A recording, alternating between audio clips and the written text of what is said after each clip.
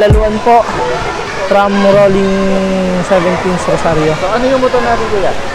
Bali, ang unit po natin ay MIUI 125 Malaysian. Ano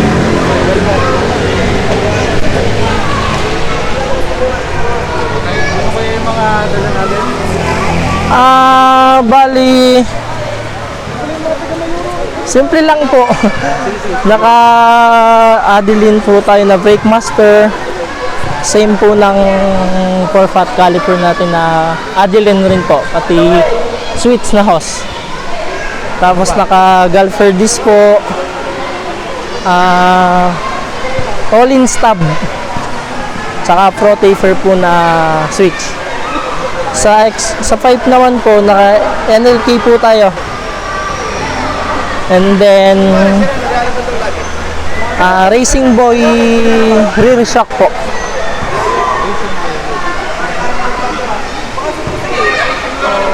Kailan ka nagsimula ng ganitong hobby?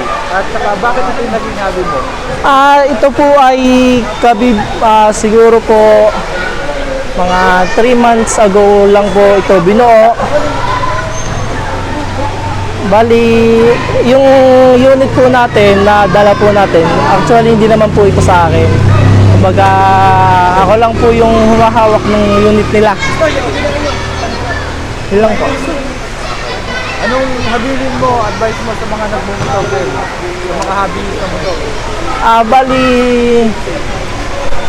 ituloy nyo lang po kung anong gusto nyo. Build lang ng build.